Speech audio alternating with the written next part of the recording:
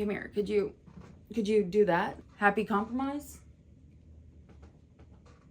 Nope. Hi, I'm Lars and this is my land. In my land, I get to do pretty much whatever I want. And today I'm going to talk about George Harrison's album, Living in the Material World. And you're going to listen because it's my land. And because guys, I think we're sleeping on it. I think we are really sleeping on it. I've got a cat on the desk. This album had a lot riding on its shoulders. It was following All Things Must Pass, and it came after a big break from George during the concert for Bangladesh. That is a different video. It comes in the middle of a failing marriage and obsessive spiritual seeking from a superstar who was enjoying all of the luxuries of his wealth. It's not the album you remember it to be, if you remember it at all. Welcome to Annoying Memos Land. Beepity beep beepity beep beep. If you're new here, I talk mostly about the Beatles, but I'm also interested in TV and movies. I haven't gotten around to that yet because I've been working on a video essay on the TV show Lost for so long now that if I don't mention it in every video I do, I am going down via sleep demon in a waterbed, and I definitely don't own a waterbed. Do people still own waterbeds? That can't be good for your back. Real quick, thank you so much for 1,000 subscribers. I'm so glad y'all are here. And since y'all are here, I guess I should say I don't really have an upload schedule. I usually aim between 1 to 2 weeks. And I wind up being late a lot because I'm a perfectionist, which is not easy when the end product still sucks. You can expect almost exclusively Beatles adjacent stuff until I put out Lost, and then I will be adding TV and movies into it. But the Beatles stuff is staying, just letting you know. And if you're not subscribed, I would absolutely love it if you would like and subscribe and all of that jazz. It really actually does help me out, and it's free. I don't really have anything else except for we're not talking about the adult acne. Now let's go back to my land. George had released All Things Must Pass, the album, in November 1970, and the world had been kind of waiting after a concert for Bangladesh. Where is George? So George took a couple years off of music, and the world was like, music, please. You made this amazing double album, and now you're just gonna leave us high and dry like this? Talk about a freaking blue balls. Instead of using all of this leftover music from All Things Must Pass, and trust me, there was a lot, George gave us the music we were asking for. For instance, okay, so piano player Nicky Hopkins, he plays on this album, heard George's music at Happy Xmas War Is Over, different video, in late 1971. And he was like, this is great. We should record together in February. And George is like, this is great. That's an awesome idea. They didn't record until October and they didn't rap until March. Beatles fans were spoiled in 1973, okay? We had the Red and the Blue albums coming out on April 2nd. Wings Red Rose Speedway comes out on May 4th. Did that video. Everyone's waiting on bated breath for George's next album. The album that comes shows a man that is torn between his life as a world-renowned superstar and his urgent quest for spirituality and anger at not finding it and the world not having it. It is a fight, and it's electrifying, and it has made for some spectacular music. Let's do some facty facts. There were lots of people that we know, familiar names on this album. Ringo Starr, Klaus Voormann, Nicky Hopkins, Billy Preston, Jim Keltner, a lot of others on the screen. So, like I said, it was recorded October through March at Apple Studios in London, but mostly at George's home studio, different video, and we're pronouncing it FP Shot. I don't know, we're not going there. The album's single was Give Me Love, Give Me Peace on Earth. It comes out May 7th. It is immediately a #1. The album itself is released May 30th in the US. First week, it ranks 11th on the Billboard 200. Second week, it is first, and it's outranking Red Rose Speedway already. It tops the UK charts at #2, and the album sells certified gold in under 2 days. The album was skyrocketing, but the success was dulled when the second planned single, Don't Let Me Wait Too Long, was scrapped for undisclosed reasons. I want to know. I could not. It was a commercial success. The reviews were weird, and I really want to talk about them. I tried to look for more reviews than what was just apparent from the Wikipedia page, but I had a really hard time. The only one that I found just searching was Stephen Holden's review for Rolling Stones, and it was very positive. And I want to reiterate, People had been waiting for this. Somebody said that it was the most highly anticipated album release of the decade. He says, finally it's here. He calls it a pop classic. It's profoundly seductive, and he praised it for being not just a commercial event. Billboard magazine said that there were two themes: Beatles mishmash and a spiritual undercoat. I think that this is the only review that I heard any sort of like Beatles comparison. Michael Watt's review for the Melody Maker focused mostly on the lyrics. He called them solemn and pious, but he said that they were more interesting than All Things Must Pass. He had a really interesting line and said, now he stands as something more than an entertainer. Now he's being honest. Some reviewers took offense to the religious nature of George's lyrics, particularly in NME's. Tony Tyler talked about how he really didn't like this, and listen, this review was wild, and I'm gonna put it up on the screen, but I'm going to paraphrase it, but it was a lot, okay? There was a time when I considered George Harrison the finest package object since frozen pizza. I marveled at the economy of his guitar breaks. I gasped at the way his phrases underscored a subtle vocal point that either Jowl or Porn had just made. John or Paul.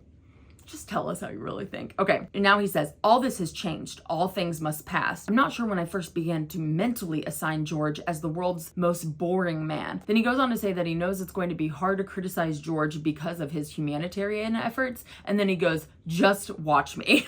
He also goes on to say that there's like a huge blind spot when it comes to criticizing and critiquing the Beatles, with the exception of a few points that's a different video. He mostly just talk shit. But this is really what he says of the album. It was pleasant, competent, vaguely dull, and inoffensive. It's also breathtakingly unoriginal, lyrically at least, turgid, repetitive, and so damn holy I could scream. The music limps along, and he called it strangely flaccid. He also says, which is interesting, I don't believe George is being hypocritical when with one breath he lays the entire Krishna the Goat trip on us, and with the other displays the wealth that a load of people all over the world subscribe to, but it doesn't help his image as a person of wit and intuition. And then he ends it with, I have no doubt whatever it'll sell like hot tracks, and that George will donate all the profits to starving Bengalis and make me feel like the cynical heel I undoubtedly am. Well, let's just make it about you. Okay, dude. But what about people's reaction looking back on it? Some people really do agree with that negative criticism. They've called it dull and dreary and preachy, but not everyone thinks that. It's also been called a forgotten blockbuster, an underrated minor masterpiece, represents George's solo guitar work and songwriting at something of a peak, the most underrated and overlooked Harrison album, a masterpiece, raises the bar of social awareness, a towering achievement. But my favorite line, and this is from the Contemporary Reviews back in 1973, that George's album transforms his listeners' stereo equipment into a temple. So let's listen, shall we? Before we get started, I can only play 3 to maybe 7 seconds of Beatles music before I get copyright stricken. I've explained it in the description box if you want to know more. Give me love, give me peace on earth. This song starts out like very classically George. This is George Harrison, unabashedly, unapologetically. So you open up and you're like, this is George. We're getting George. In my original notes, I said, I feel like something is strangled in the song. What is that?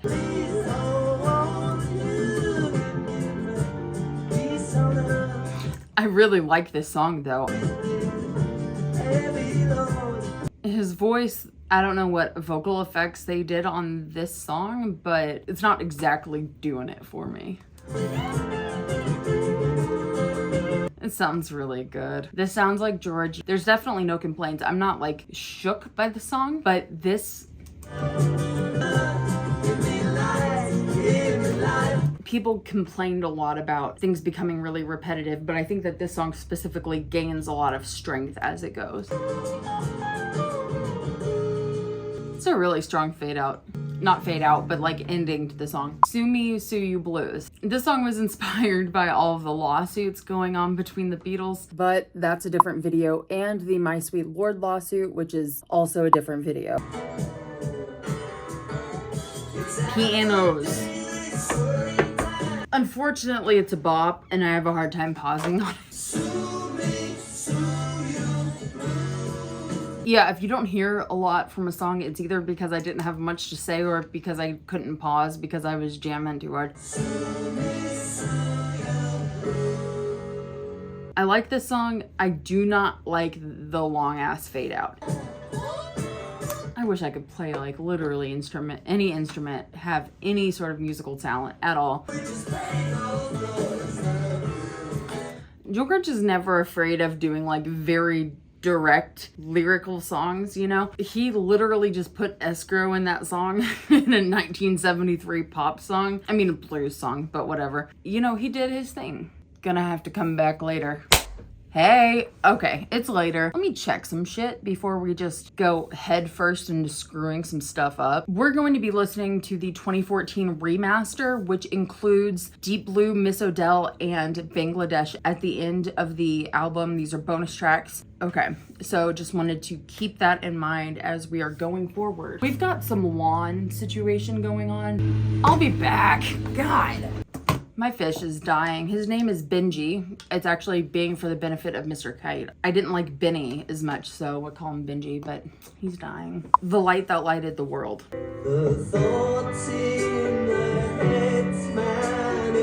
I like this song and I like how George sounds, but I feel like this doesn't really sound like George vocally here. I saw some criticisms with George's vocals. I don't think that those criticisms are warranted. I do see some like lack of resemblance to what I would usually associate George with. It doesn't sound like him to me as much as it usually would. Like he's having a hard time singing. I definitely have something to say about that. That is Nicky Hopkins, and that sounds really great. That is so melancholy. It is so well done. It's purposeful. It's beautiful. I like this right here. I like that pulsing moment right there. Always simping George in any harmonies. George is great for harmonies. His voice is so unusual.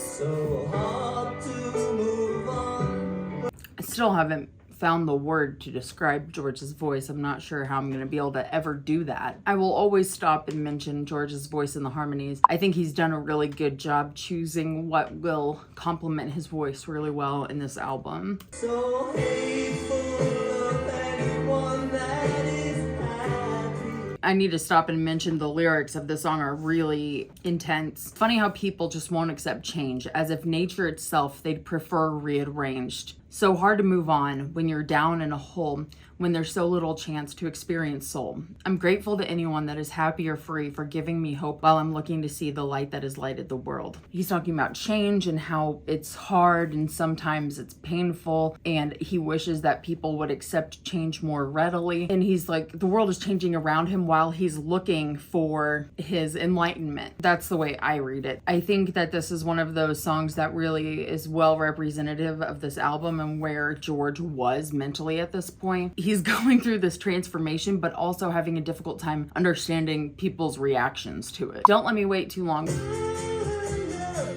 That is unique. I really like that.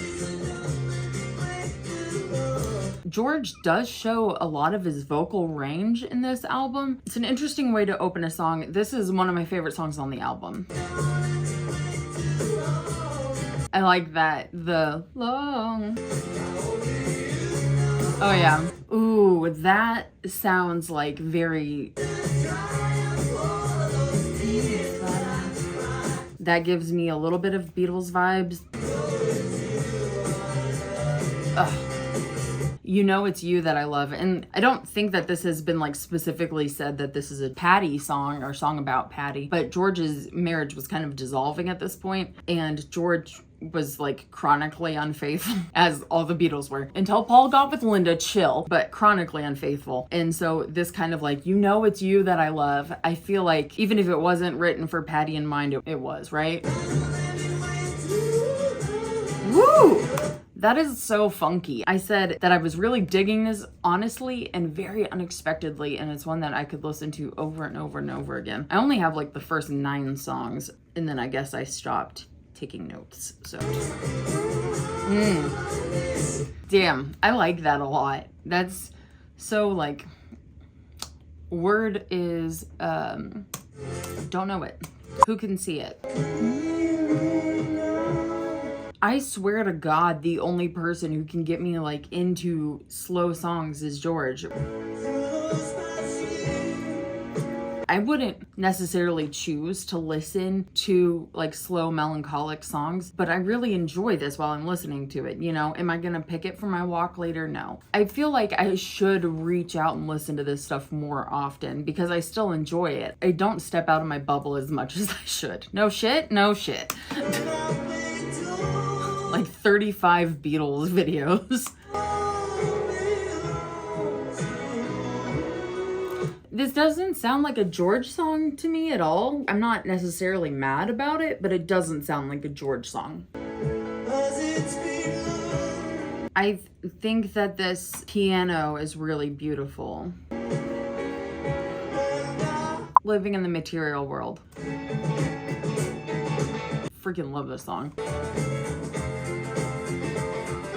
This song is just generally enjoyable.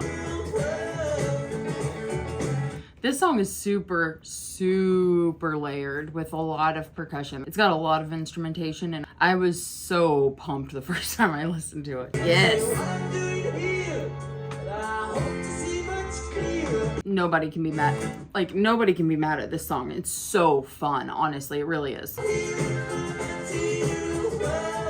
Yeah. Those vocals sound really good.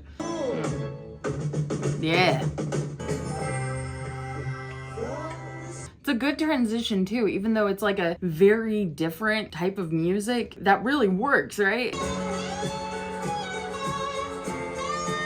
Yeah, that's very Georgie. That's very good. I really like that. I sound so enthusiastic. No, I really do.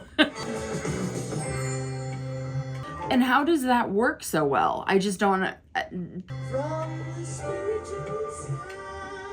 That works insanely well. Like, let's just be clear about that. Why? What? It shouldn't. I feel like I could dance to this song forever. George says that it's like a comedy song, and it kind of is, but it's also just fun in itself. It's a fun listen. The Lord loves the one that loves the Lord. What's weird is I think this is the song that would earn the pious from the reviews that I mentioned before, but this song does not sound pious. You know, it sounds like really chill. I like it a lot. The law says whatever you do is going to come right back on you. I could see why that's like super preachy, but it doesn't sound, I don't know. This is a really fun song. Like, I mean, the electric piano, Nicky Hopkins, really good. The percussion is really good. I'm always looking for the percussion. So if I really like the percussion, it means something for me. I'll click faster, but I don't know why. I don't know what that is. It's really interesting, like, so we've got the acoustic guitar and then the slide guitars. The acoustic guitar is going dun dun. It's almost like love you in the morning, girl. You probably know that song. I should have given you a trigger warning. I wish I could sing or anything. Editing Lars is gonna be so mad at me for this. Dun dun dun dun dun dun. It's just reminiscent. It's not him ripping off himself or being lazy. This is so common. All songs are built on themselves. Preachy or not, I mean, I really enjoy this song. So, Be Here Now. This song is so interesting. And there's so much going on. I really love the piano flourishes. It is so in the background, but it is pretty, and I really like it.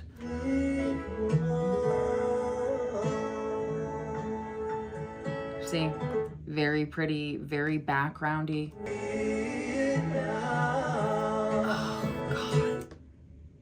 that is beautiful. Okay, I say that word a lot. I say things like, that's beautiful. I like that a lot. Sounds great. I say that all the time. That is beautiful. Okay, I mean that in the dictionary definition of the word beautiful. That's what it is. I don't miss my meaning here.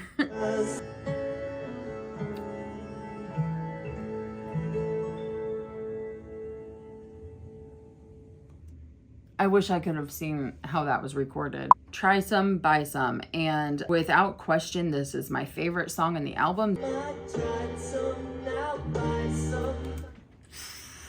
starts out so strong, starts out hard. It's giving Eleanor Rigby, is it not?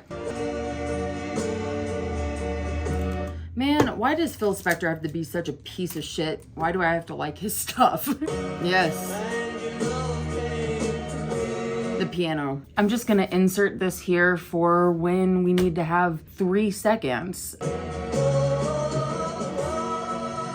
Just here to break up the 3 seconds. So we can listen to some more music.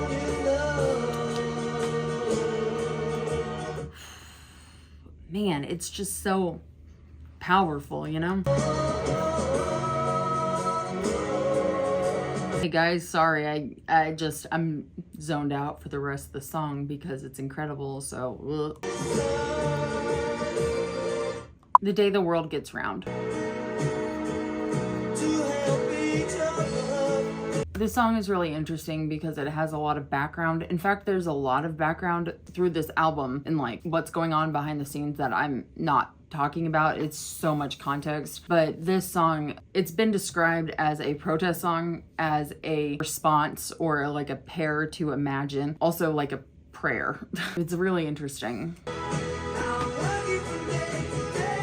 You're the destructive kind, and I'm working from day to day because I don't want to be like you. No context, rest of the song, blah, blah, blah. Whew.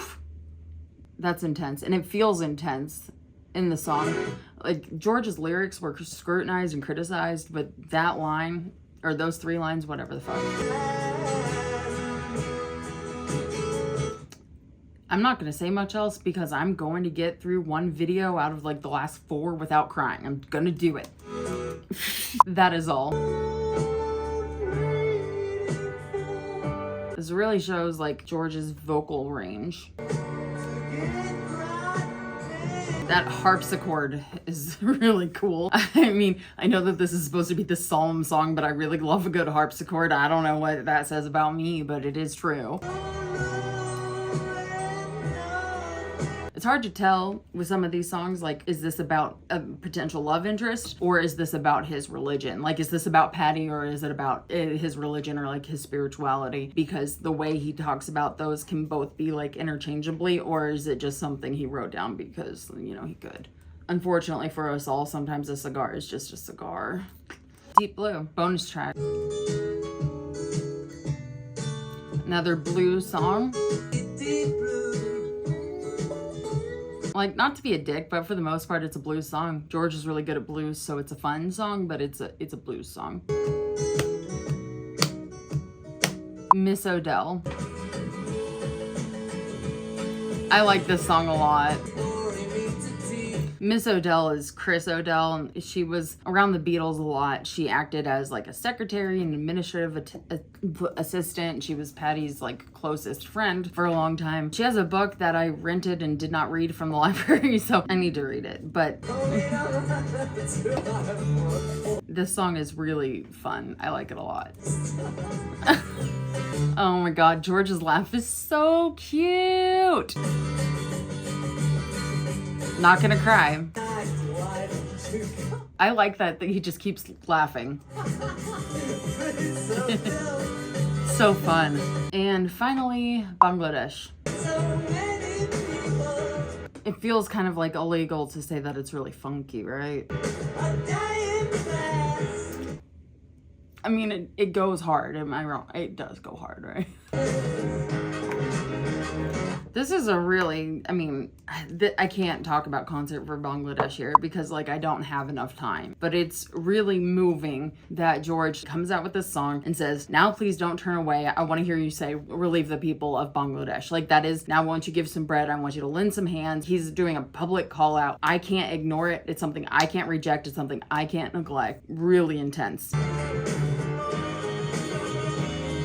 Hard. It goes hard, man. Yeah. And then it just like picks up like crazy at the end. Damn, such a sad story, such a good bop. And I gotta say, it's a good album. I think out of all of the solo material minus Ringo, it's my favorite one that I've reviewed. I really think it is slept on. I have not heard anybody talk about it. Nobody has recommended that I listen to it. I put it on the poll myself, and people always just ask for All Things Must Pass. I'm not doing double albums yet, and when I do my first double album, it'll obviously be the White Album. Nobody has told me to listen to this album. It's obviously not something to just skip.